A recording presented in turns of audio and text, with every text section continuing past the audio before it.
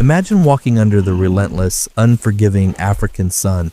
You are carrying a massive weight of 4 tons on your aching feet. The heat is like a solid physical force pressing down on your giant body. Imagine that while you are already struggling, something small and unseen is slowly eating you alive from the inside out. Deep within the thick, heavily wrinkled crevices of your dusty gray skin, a hidden monster is burying its head. It is a giant, striped, completely engorged with your stolen blood, ballooning in size by the exact second. This parasite is not content with just one small area.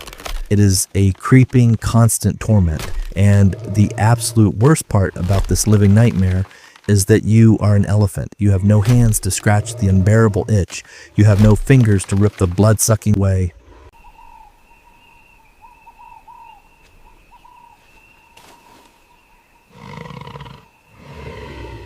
This is the daily, agonizing reality for a massive African bull elephant. We will call him Kibo. Kibo's a true king of the wild plains, but right now he's entirely helpless against an enemy smaller than a pebble.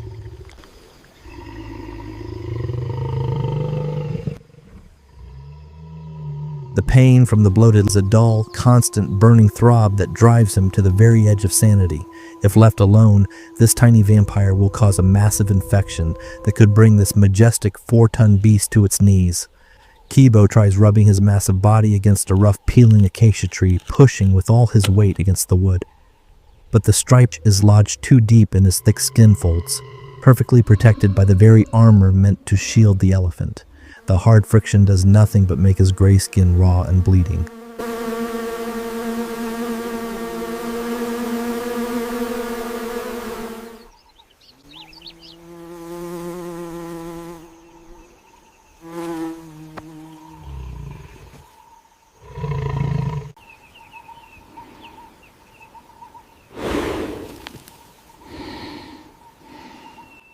Driven by pure desperation and agony, Kibo moves slowly toward the drying mud holes. He is looking for any form of relief from the torment. Kibo finally arrives at the drying mud hole, the thick brown liquid calling out to his burning skin. He sucks up gallons of the cool mud into his powerful trunk and sprays it violently across his own back. The wet mud coats his gray hide, temporarily cooling the surface. But underneath the heavy drying layer, the slimy striped leech continues to feast on his back. Kibo stamps his massive feet, shaking the very earth beneath him.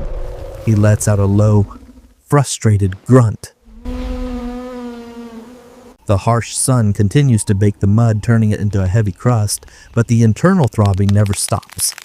As the mud dries and cracks into a pale crust, the irritation drives the massive elephant into a deep state of exhaustion.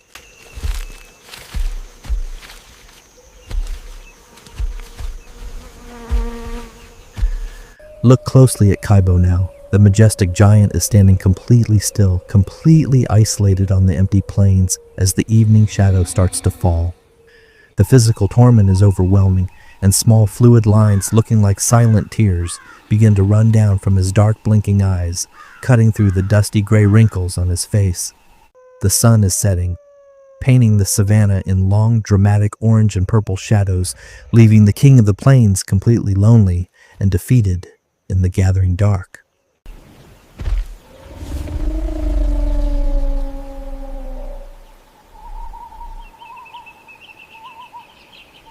But just as the darkness creeps in, the tiny bird Pip, who was earlier resting on the massive buffalo, takes flight. With a swift flutter of her light brown wings, she cuts through the cool evening air, moving purposefully across the grass. She drops straight out of the twilight sky and lands gracefully onto Kibo's broad, dust-covered spine. For Kibo, this is the first glimmer of hope.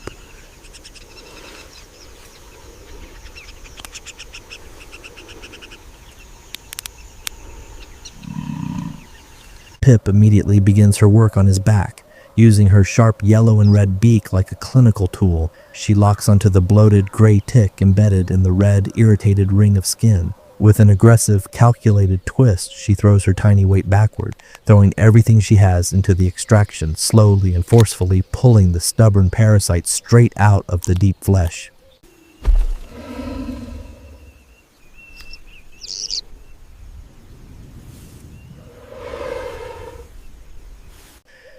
However, in the harsh wilderness of Africa, every miracle doctor has a dark, sinister side, because if you look closer, oxpeckers do not just love eating parasites, they love the taste of warm, raw blood.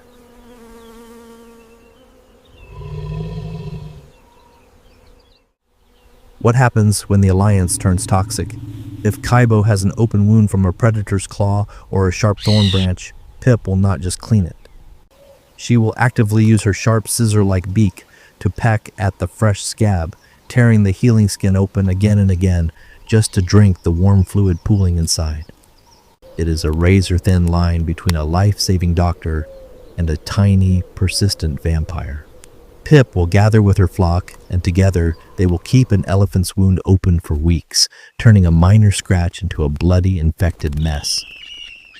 Yet Kibo tolerates it with strange, stoic patience.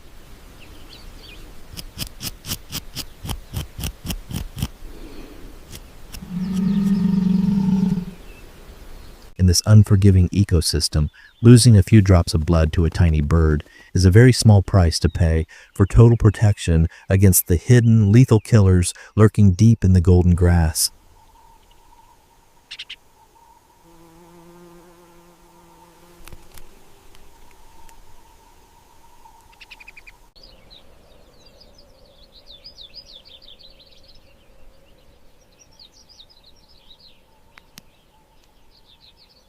Desperate for real comfort, Kibo moves away from the mud to the cool, flowing river water nearby. He dips his tired legs deep into the cool flow.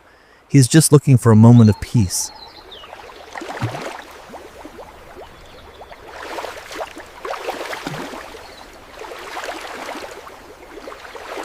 But while he is drinking, new enemies are waiting for him in the dark riverbed. More slimy, segmented leeches sense his massive presence. While he focuses on drinking, they swarm his lower legs and feet, attaching themselves with countless small teeth to the softer skin between his toes and behind his ankles.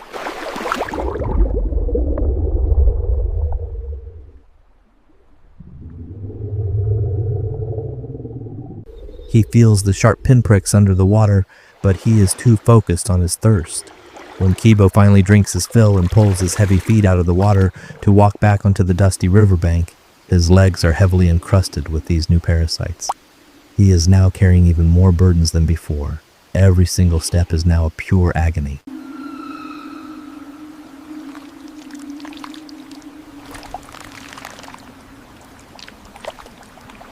The bird Pip, sitting on Kibo's back, has finished her work there. But she hears Kibo's heavy groan of suffering. The giant elephant stands completely still. He shifts his entire immense weight to his most heavily encrusted leg. He's silently directing Pip's gaze down. Pip is no ordinary bird. She's a hardcore medical specialist. She tilts her head quickly. Her sharp red avian eye locks onto the swarm of leeches on Kibo's muddy foot. Pip drops from his back, fluttering boldly right next to the massive, muddy elephant toes, risking her own life under his heavy feet. She identifies the largest, most bloated striped leech stuck to his skin. With a sudden surgical snap, her sharp yellow-red beak clamps tightly around the segmented, slimy parasite. This leech is large, its striped green and yellow body completely fat with Kibo's rich blood. Pip digs her own tiny claws into the rough elephant skin on Kibo's toe for maximum physical leverage. Then it becomes a fierce, biological tug-of-war. With brutal, calculated ferocity, the tiny bird throws all her weight backward. The leech stretches, its segmented body expanding, fighting hard to hold on, but Pip's grip is relentless. The bird flutters her wings hard for extra power, pulling backward with everything she has. Then, with a sickening sudden pop, the giant striped leech is ripped cleanly off the soft skin of Kibo's toe. Pip stumbles backward from the intense force, her beak firmly holding the slimy, blood-filled trophy. On the elephant's hide, a deep, circular, open skin crater is now clearly visible where the parasite was attached, showing a natural pinkish-red, raw inner texture. Kibo can finally set his immense foot down on the savannah dirt without agony. The contract is complete. Truly mind-blowing, isn't it?